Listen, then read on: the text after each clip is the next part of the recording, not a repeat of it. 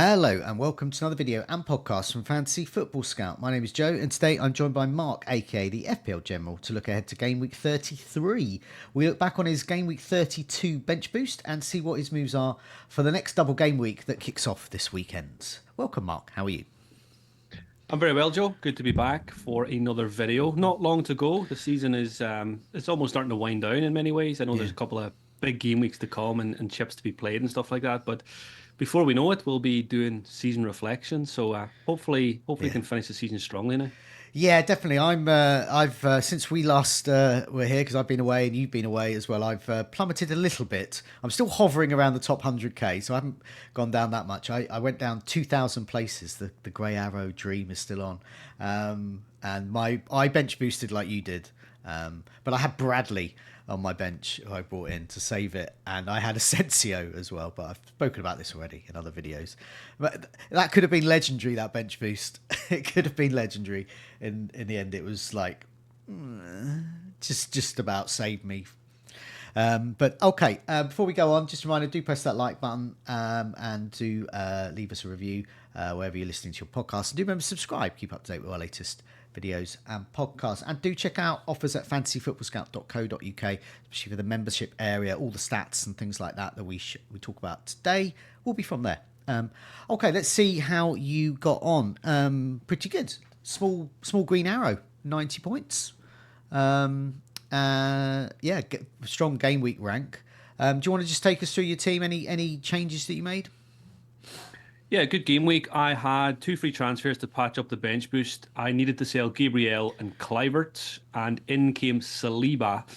And I really wasn't sure which midfielder to go for. And in the end, took a punt on Savinho, which is a disaster and leaves me a bit of a headache going into this next double game week. But the Newcastle boys did the business. Nick Pope was the real hero with a 15-pointer with the penalty save as a non-Eze owner. That was a magic moment for me Did in you the see? game week. I posted during the day, the best I can hope for as a Pope owner and a non-Eze owner is Eze takes the penalty that Pope saves. And I did see that, and I was hoping it would come true, and it yeah. did. It was a scary moment, but it turned out nicely in the end. So thank you, Eze, for the worst penalty I have ever seen. The Jacob Murphy as well. What a hero he's been. 19. I remember trying to shoehorn Anthony Gordon in on a wild Yeah. card, and I'm glad I didn't. And I just went for Murphy to save the cash. Isak didn't do too much damage because probably would have hurt rank if he went big with triple captainers, etc. Crystal Palace, what a disaster. Munoz getting a -1 in a double game week. We need to frame that and post it on our walls. Not much elsewhere. The bench boost itself was a disaster, really. Nico Williams, Caldwell blanked. Saliba came in and did nothing.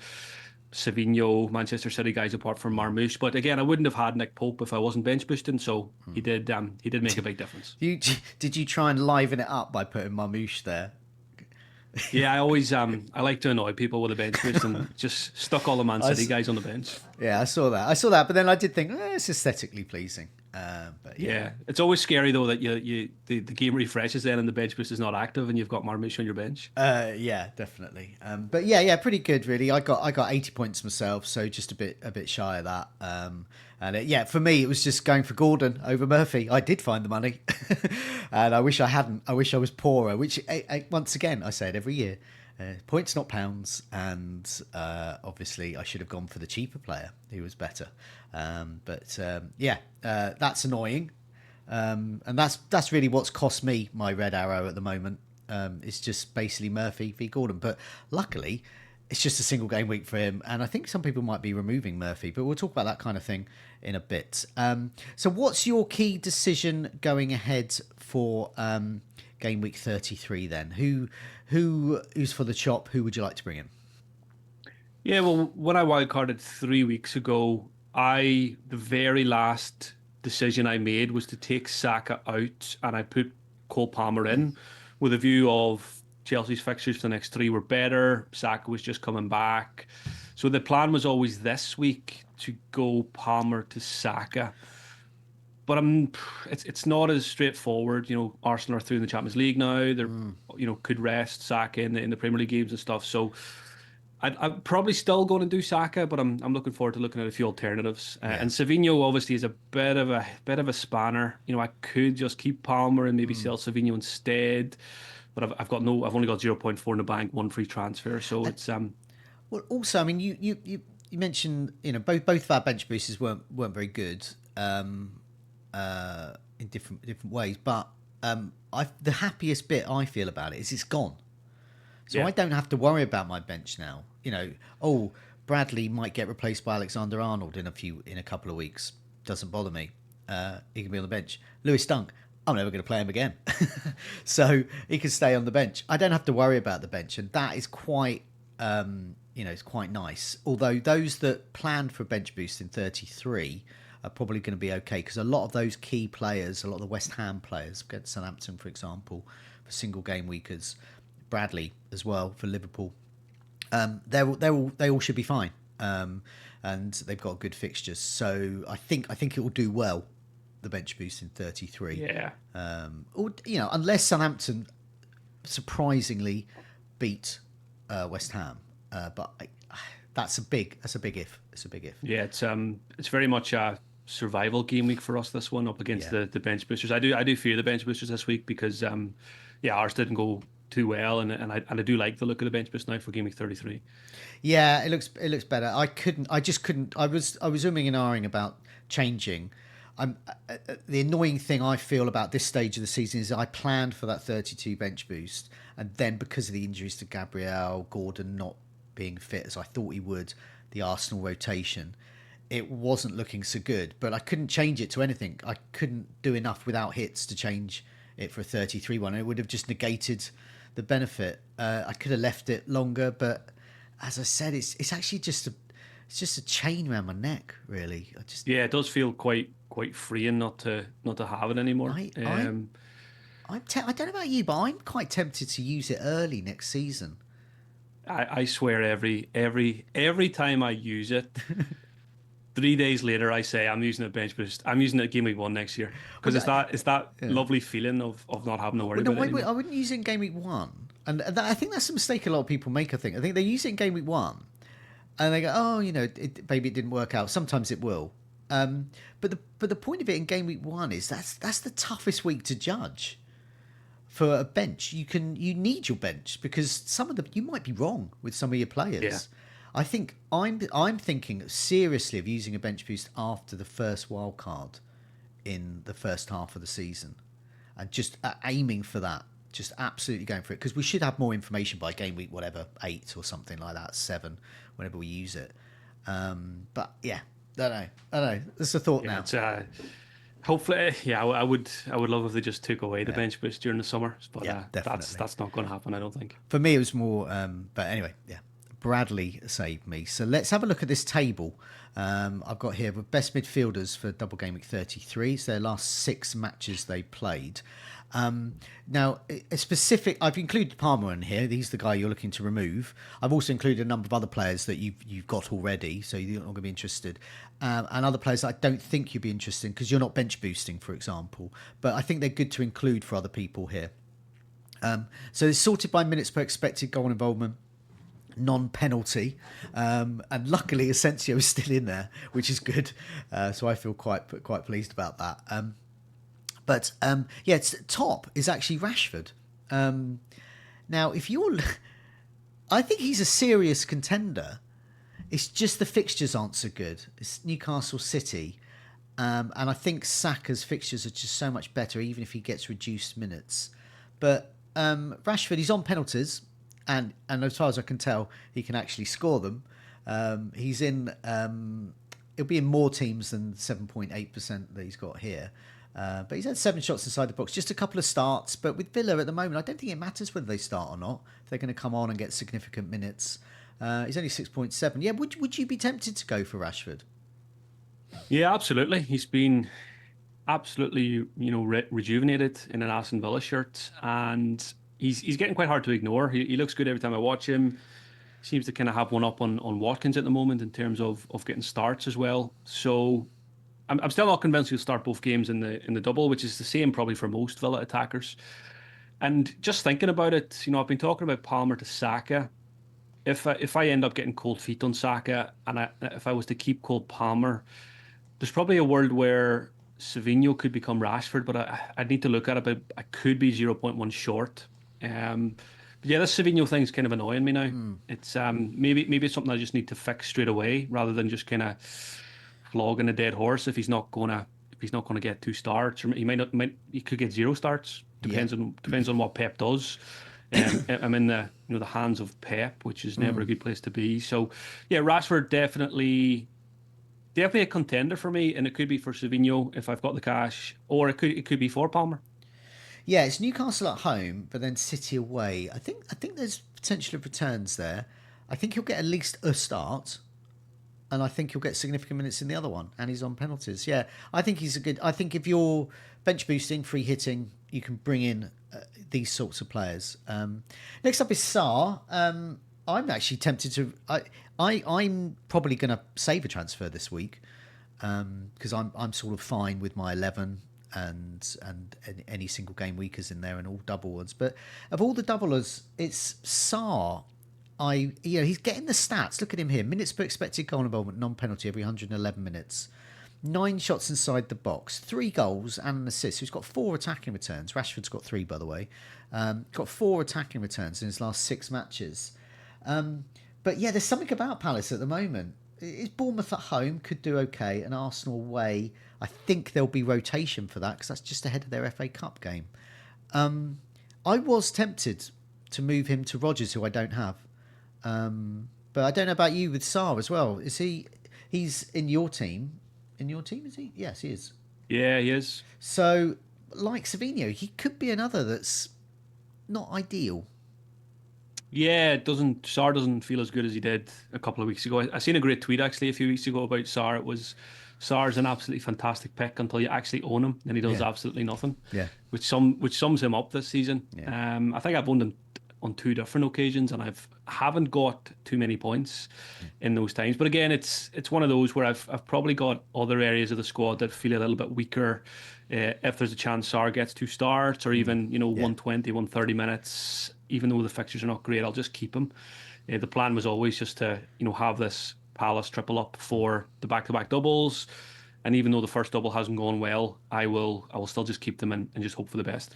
Yeah, it's definitely so. There's other fires there. Next name is Marlon, actually, for Aston Villa. Minutes per expected goal involvement, non-penalty every 117 minutes. He's not registered in the Champions League, so he will either start or get significant minutes in the league whilst they have, whilst they were in Europe. So that might change now, but yeah. Anyway, he's only 5.3, but he's only had that one start, so I would imagine he is not on your radar.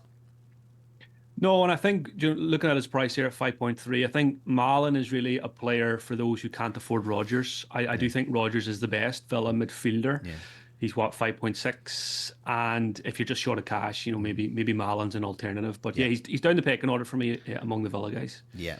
Interestingly, Rodgers didn't make my table because he didn't hit minutes per expected goal involvement. I wanted to restrict it to minutes per expected goal involvement, non-penalty every 200 minutes, which I think is fair. I put in a couple more, and then I also wanted to include De Bruyne as well, who we'll mention towards the end there. So we've got Saka here. Now, last 6 matches, he's only got 1 goal, his last 6 matches. But he's created 5 chances, had 6 shots inside the box. It's just minutes with him. Against Real Madrid, missed a penalty, but then was great in the second half, got attacking returns. So I feel, for me, personally, as a Saka and Marmoush owner, I'm just thinking, who do I captain? If you got him in, we'll come to captain in a bit, but would you captain him? I really like Marmoush captain this week. I think I like it more than Saka. The minutes do scare me with Saka. I really wouldn't be surprised to see one rest, but it's probably not going to be enough to stop me getting him because I would kick myself if I didn't get him and then he got 2 starts. So it's one of Yeah. those where I think there's less regrets by getting him.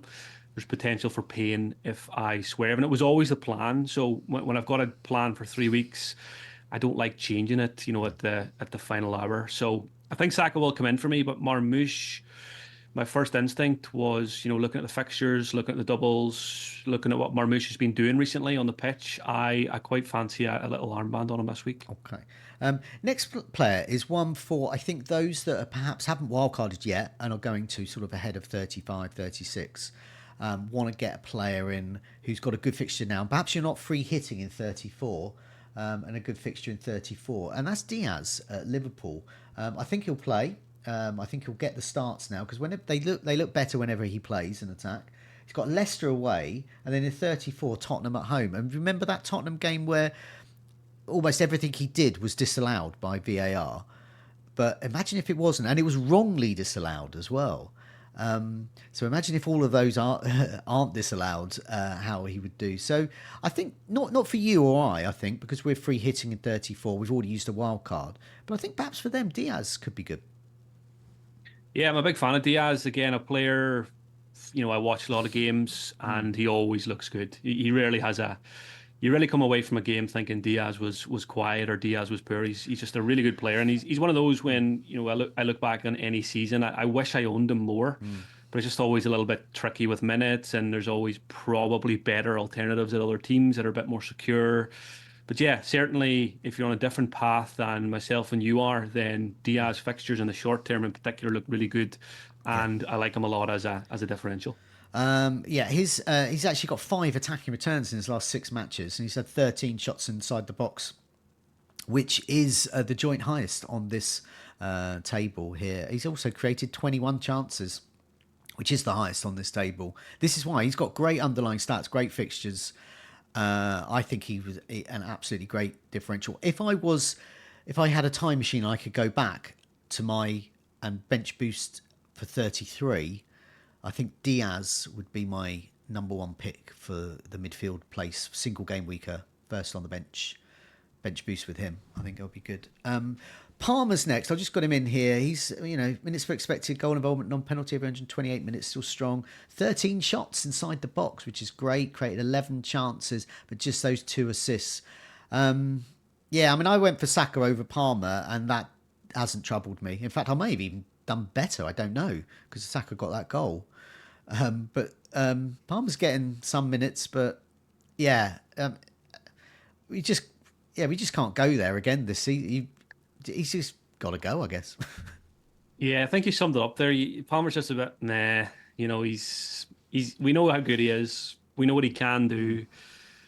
But Chelsea are just, you never know what you're going to get with them. Yeah, and even Palmer himself, the last month or two, there's been a lot of games where he's been fairly anonymous, or not as heavily involved in the final third as some of the other players in the team. So it's never a bad idea to keep him or have him because the potential's always there for 10 pointers or even more. I think against Ipswich he had, was it 4 chances created, 6 goal attempts. Yeah. I know his namesake Palmer made one very good save in particular to Yeah. deny him. So it's one of those where I'm probably in a quandary now. Palmer to sack was always the plan, but in my mind, is Savinho a weaker link than Cole Palmer?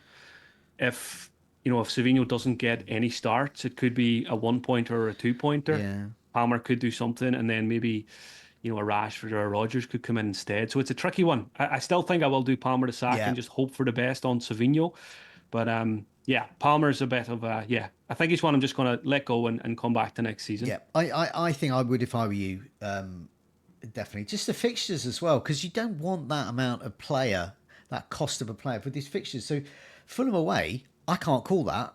I mean, if anything, Fulham are going into that as the favourite. Then they've got Everton at home. That's tough.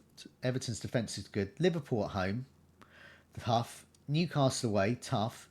Manchester United at home, I'm not sure what's going to happen there. Can't call that. And then they finish the season with one of the best defences this season, Nottingham Forest away. So, yeah, Chelsea are just gone for me, personally. Yeah, the fixtures when you read it out like that, Fulham, one of the top 5 defenses this season, Nottingham Forest also, and then you've got some of the big guns in there. Some of the big guns and Manchester United are in that list. Yeah. But yeah, it's the fixtures make the decision for us, and yeah, he's going to go, I think. Yeah, Chelsea is second from bottom in our season ticker for Fantasy Football Scout from Gameweek 33 to 38, which, is pretty poor. Crystal Palace are actually bottom With they do have Bournemouth and Arsenal in the double, but then a blank. So it's that blank that pulls them down a bit. So if you're free hitting, you can sort of discount that. But the last four are a bit mixed, really. Nottingham Forest at home, tough. Tottenham away, that's good. Wolves at home, good. And then they finish with Liverpool away. So that's quite a tough one. I'm going to start to look to move on my Crystal Palace assets, I think. Yeah, I think what will happen is we'll play our free hit 34, and then we'll look at our teams in 35, and we'll think, right, too many Palace players here. Time to address that. Time to move on. Got Odegaard here. I don't think you'll go for him. He's only had one assist in his last 6 matches, 4 starts. Obviously, he can be prone to rotation as well. Saka is just 5 shots inside the box. Probably sketch over him really for 8.2. That's just not. It's not good enough for that one. If I'm going Arsenal, it's going to be Saka. So yeah, next name is Asensio, my man here, 6.2, who could have got me a monster haul, and he may still do this time around. Was benched in the last Champions League game, so I would imagine he'll get a start or significant minutes. He's got 5 attacking returns his last 6 matches. He's 9 shots inside the box. He's not good on the chance creation, so he's a goal man. But I was Fantasy Football Scout posted something during the week about Aston Villa, their goal attempts last 3 matches. Asensio is top for 10. He's had 10 shots last 3 matches. Rashford then with 8. Tielemans with 6. Maatsen with 4. And then Rodgers, Mings, Marlon and Cash all level on 3. So he's having a go. I'm just laughing at Mings and Rodgers being on the same amount of goal attempts the last couple of weeks. But yeah, it's Asensio. I'm surprised if that was me putting that table together, I would just force excluded him after after the pain he put you through the penalty misses. I don't see. The thing about it is that okay. So me getting Rodgers in instead of Murphy, that's a mistake. I had to hold my hands up to that. It's cost me dearly, but it was my mistake and it was my decision. Getting Asensio in with those stats. The fact he was on penalties, the fact that he's only the 4th player, I believe, in Premier League history to miss 2 penalties in one match. So we're talking over decades here. Says to me it was the right choice. And then I saw him in Tom Freeman's team, the deputy editor at Fantasy Football Scout, who's a Villa fan. And he really rates him there. And he goes to the matches. He watches them. Yeah. No, I'm okay with that. Gordon, if Gordon was on this list, I would have eradicated him. Yeah. I mean, Asensio, I'm joking about him, but he was almost so close to being an unbelievable differential, which would have been huge. Well, that's it as well, because he is in 4.6% of teams. I mean, yeah, it was 16 points to 2 points. Anyway, I've gone on. So I'm going to remember this for years, Asensio's double penalty miss, but not in a necessarily an awful way, because I think he's a good pick. Next up, Salah. I think the question with Salah is, do we captain him or not? He plays Leicester. He's got 6 attacking returns in his last 6 matches. Just signed his new contract. He is sitting in our teams. He plays Leicester. Why are we messing around with the trying to predict Pep with Marmouche, especially when they've got not great fit. Man City, they've got Everton away. That's tough to score. And Saka is in the running. Why aren't we just captaining Salah? Because it isn't fun, Joe. It isn't fun. No, it's true. When you've got other players with 2 games, if you want to enjoy this game, you captain a double game week player and you go for the big one, and you hope Salah doesn't go too nuclear against Leicester. But again, I'll be looking at a lot of teams today, and if I see Captain Salah in them, I won't be saying change that, because this is Leicester. Salah could score 3 or 4, and Salah could outscore every double game weeker. So yeah, I might give my vice captaincy to Salah. Savino's next. It just starts with him. He's only got that 1 assist, but he's created 11 chances. So, he does create a lot of chances. He's frequently on our goals imminent table on our podcast I do with Mark Joblin each week. But he's had 9 shots inside the box, just 3 on target. If I were you, I'd be just hope he gets minutes, because I think if he gets minutes, he could do well. Yeah, and if I had 2 free transfers, I would definitely let him go, I think. But I've only got 1, which I'm going to use for Saka. And then it's just hope for the best. It's really just at this stage hope for 1 start of 2. I think it's unlikely that I would get two. That would be like winning the lotto, winning the Yeah. Pep lottery, which is very hard to win.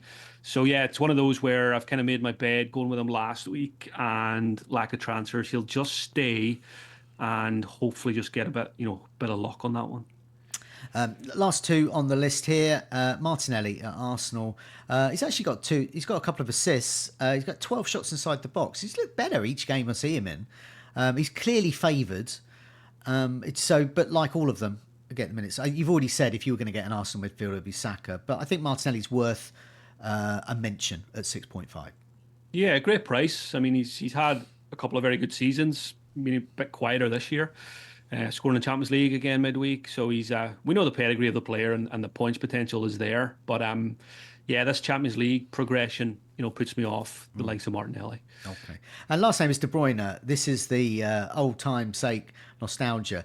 The interesting thing about him, though, he's said that he's for the first time this season he's playing without pain, which is obviously sad that he's been playing with pain, but also good for him. There, yeah, it's his final season.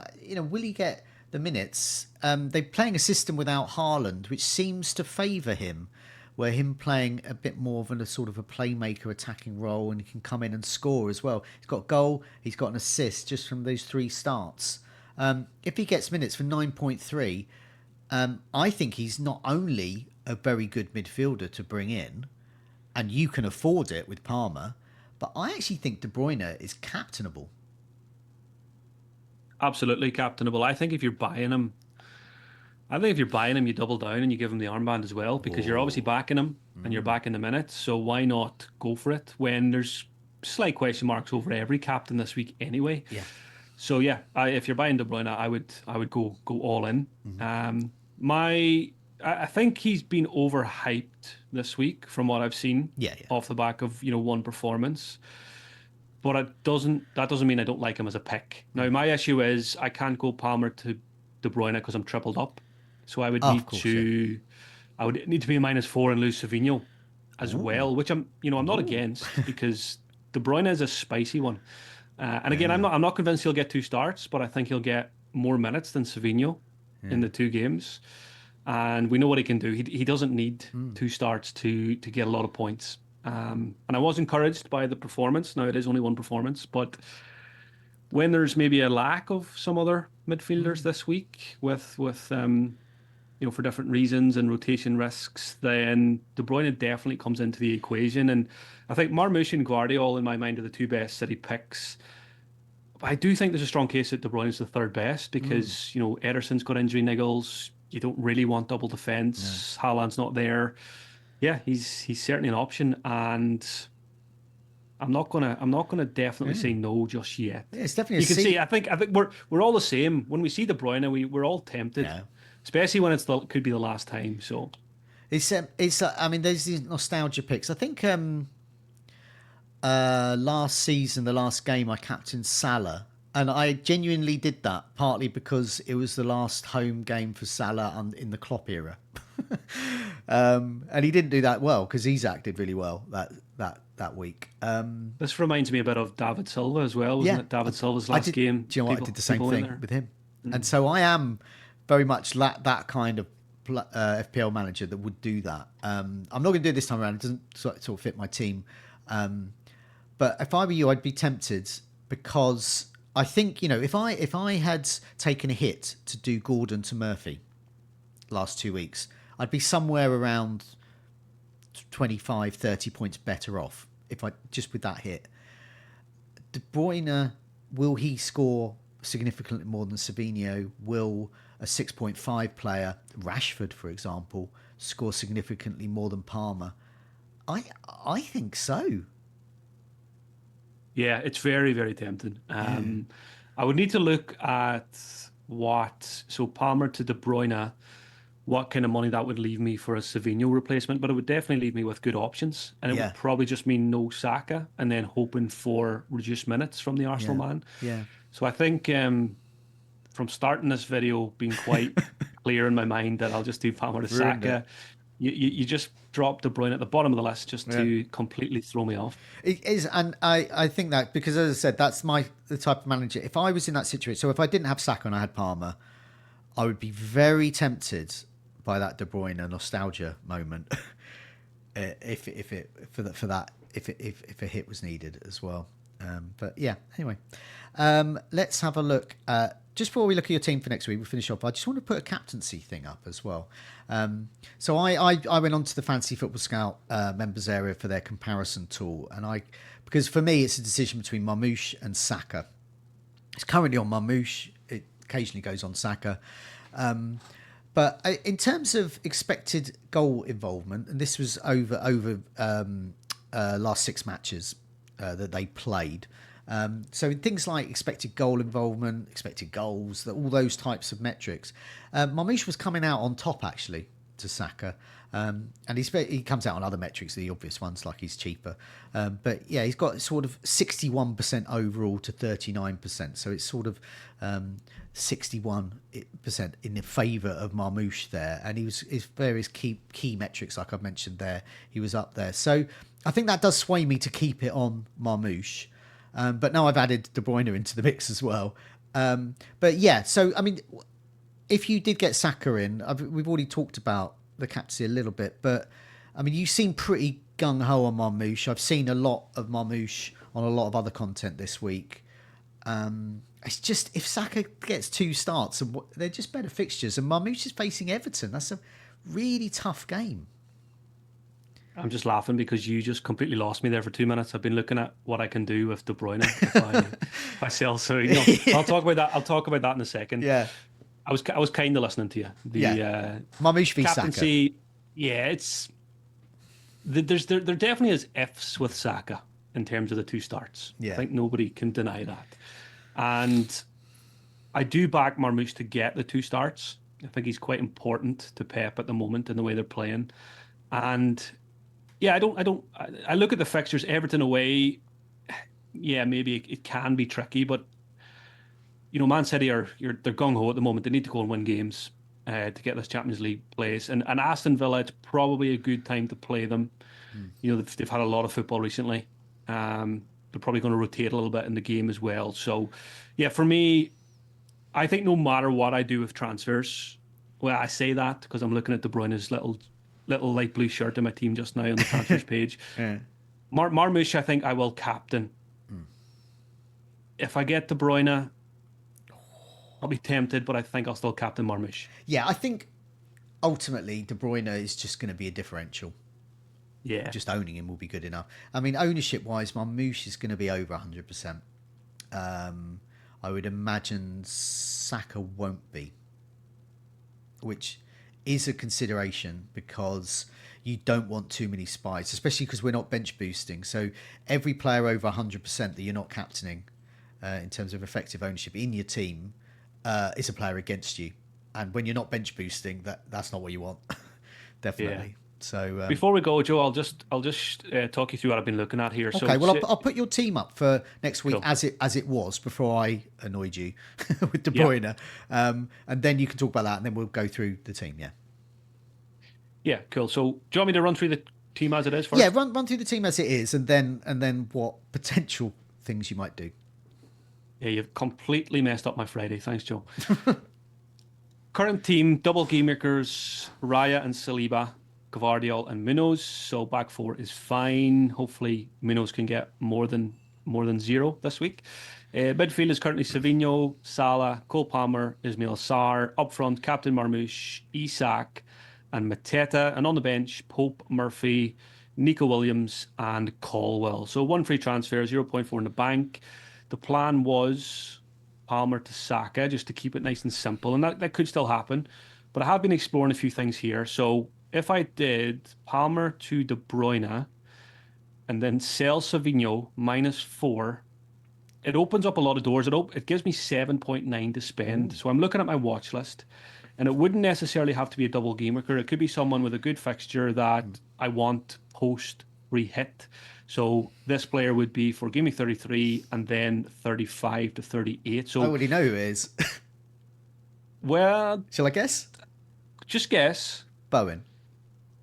He's one of them. He's one of them. Close yeah. then. So Jared Bowen is here. I could even go back to Brendan Bumo, who is 7.9, so exact money. Luis Diaz maybe short term for the good fixture, and then move him on after the free hit. And then it could be the usual suspects, a Villa midfielder, or yeah, probably as a Villa midfielder if it wasn't one of those. So that is something I'm going to explore.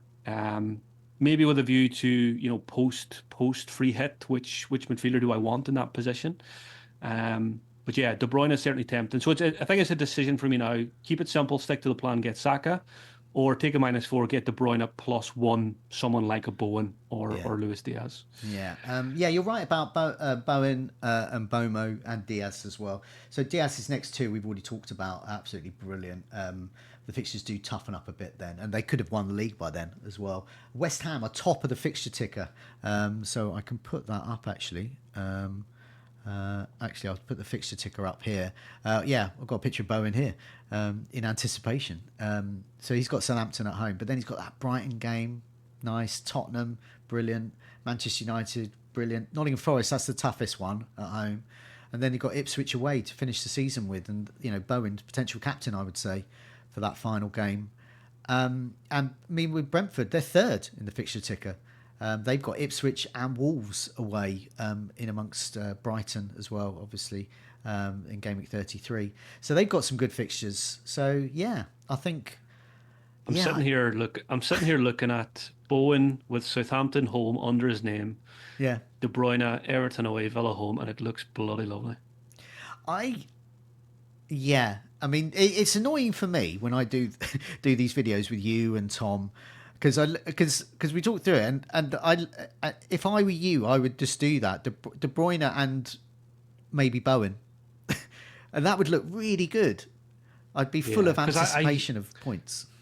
I think I made a mistake getting Savinho. I knew there was a risk. It's not my kind of selection. Usually I'm a bit safer than a Savinho type. But I was on holiday. I was definitely under the influence, which didn't help. So maybe I make a sober Friday decision and fix the error. Yeah, definitely. Okay, hopefully that's completely confused you for this Good Friday. Good luck with your decision. Good luck everyone else watching and listening. We'll be back next week ahead of Game Week 34 when I personally going to be free hitting, and I think you might be too. Yeah.